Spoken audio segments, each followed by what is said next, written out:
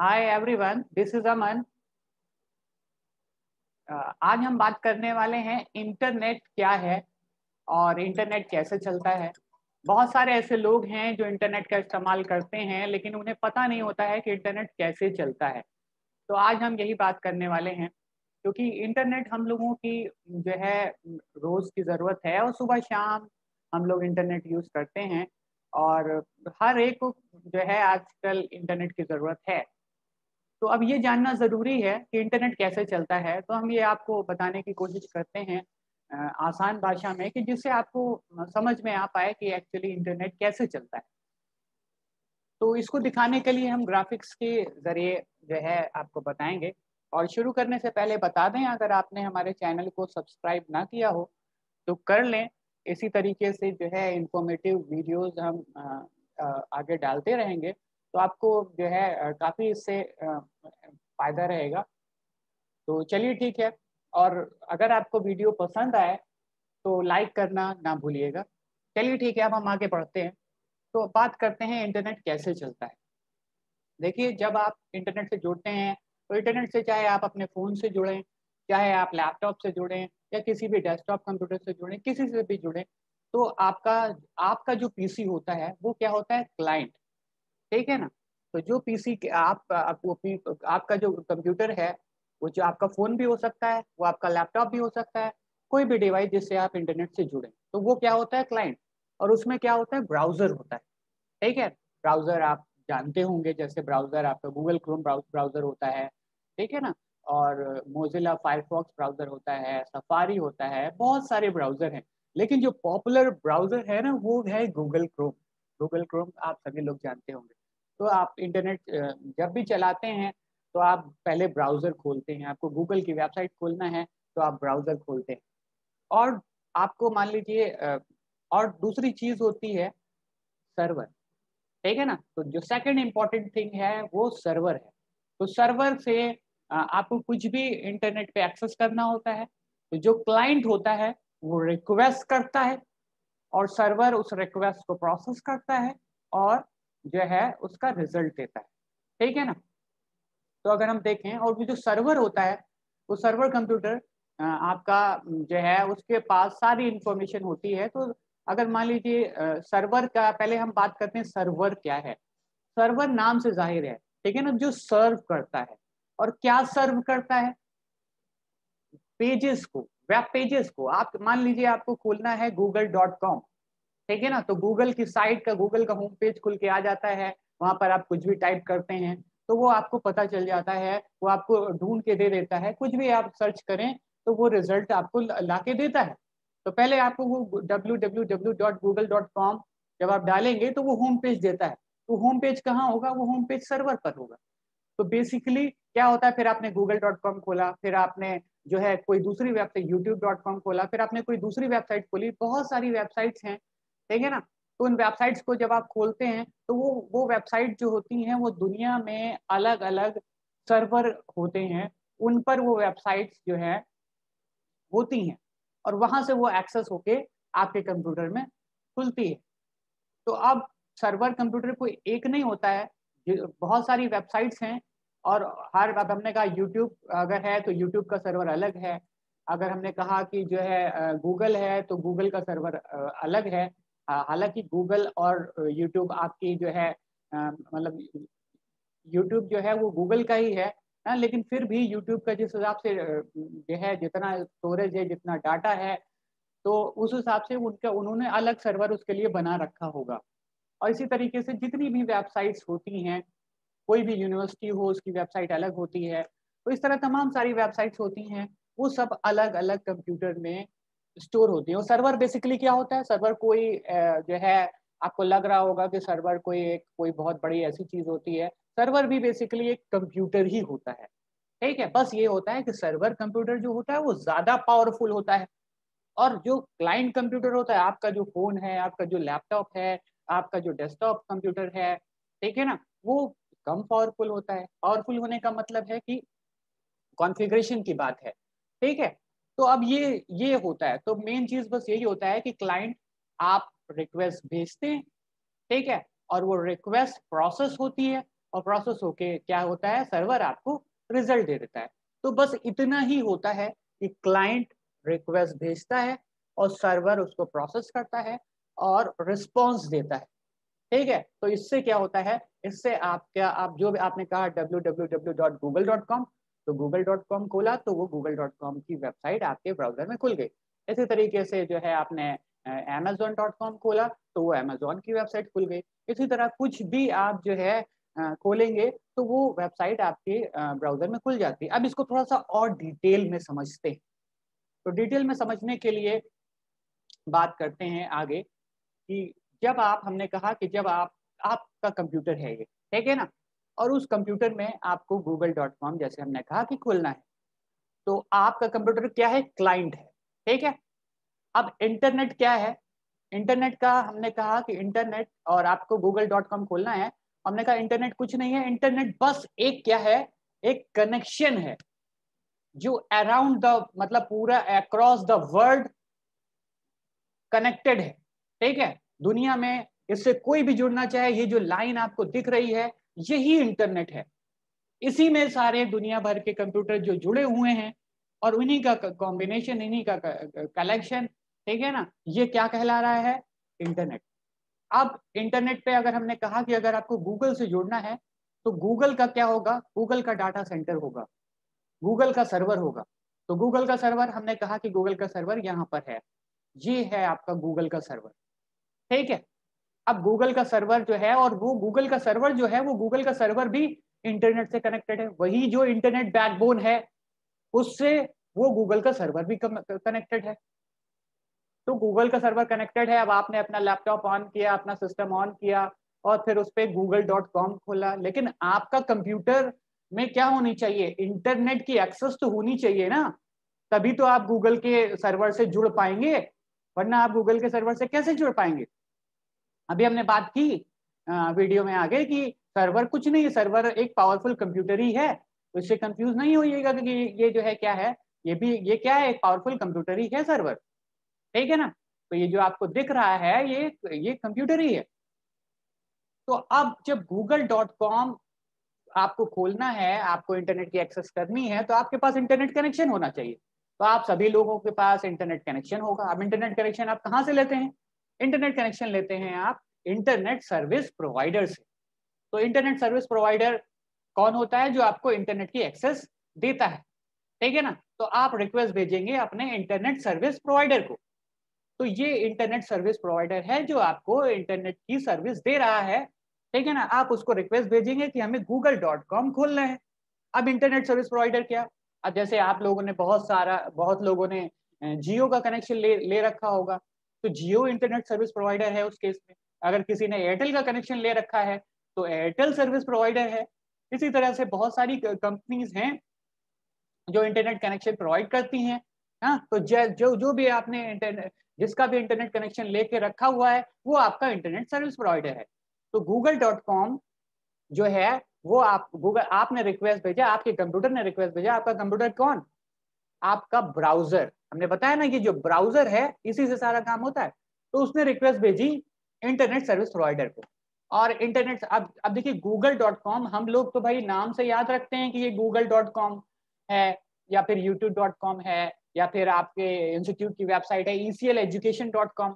ठीक है ना, तो इसी तरह की से हर वेबसाइट होती हैं, उन वेबसाइट के नाम होते हैं। ये जो वेबसाइट के नाम होते हैं ये क्या क्या कहलाते हैं, डोमेन नेम।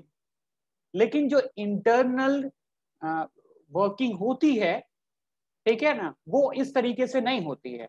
उसमें क्या होता है, उसमें कंप्यूटर, जो भी कंप्यूटर, अब ये सर्वर कंप्यूटर है, इंटरनेट से जितने भी कंप्यूटर जुड़े होते हैं उन सब का क्या होता है, उन सब का आईपी एड्रेस होता है।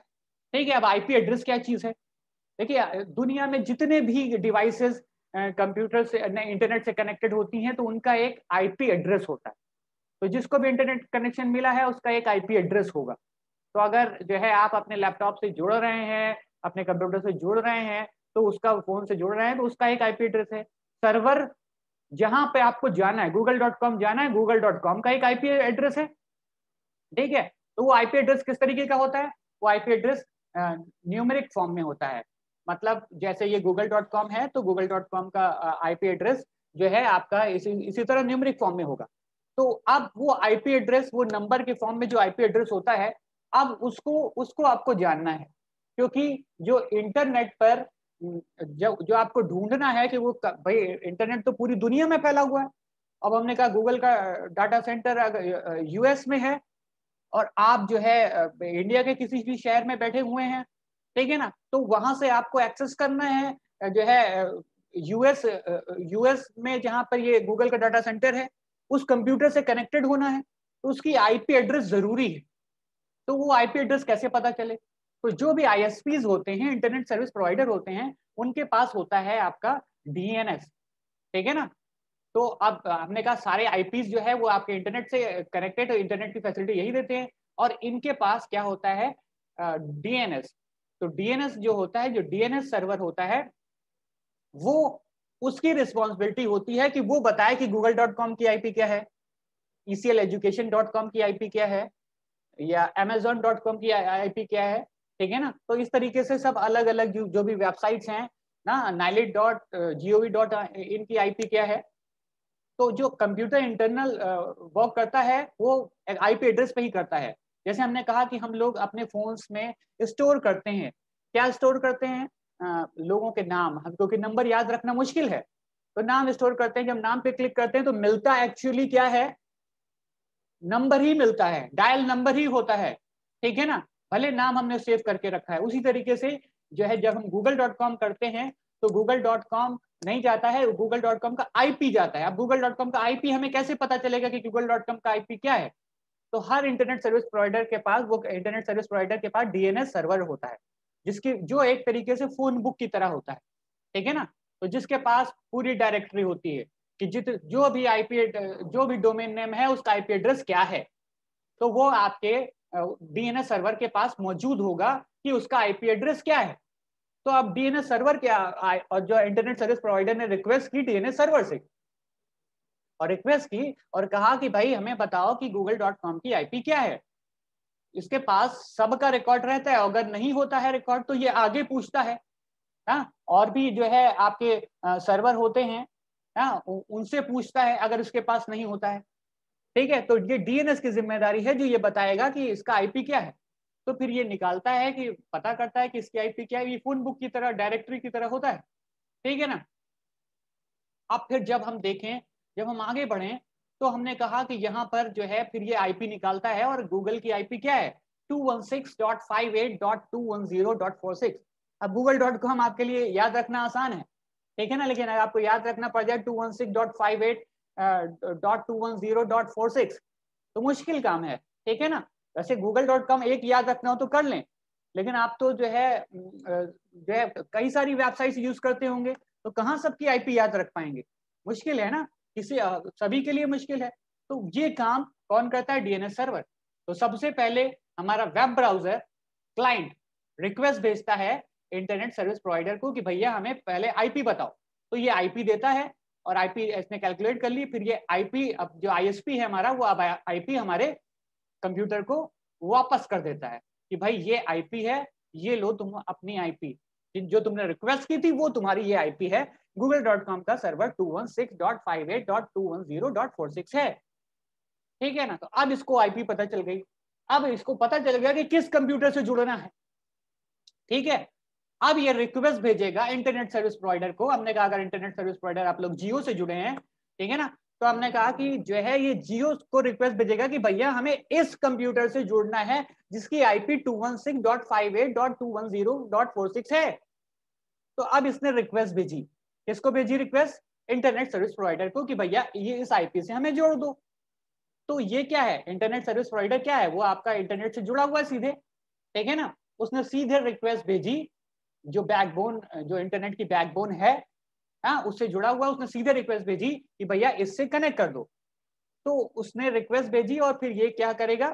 फिर ये सीधे कनेक्शन स्टैब्लिश कर लेगा, क्योंकि आईपी पता चल गई, एड्रेस पता चल गया, तो आप सीधे कनेक्शन स्टैब्लिश कर सकते हैं, ठीक है ना। तो अब ये सीधे कनेक्शन स्टैब्लिश हो गया।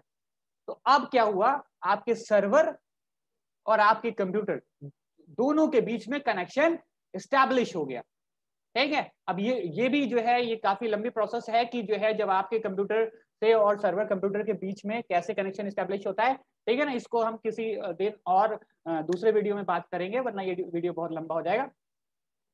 तो यहाँ पर जो है ये कनेक्शन इस तरीके से ये कनेक्शन इस्टेब्लिश हो गया।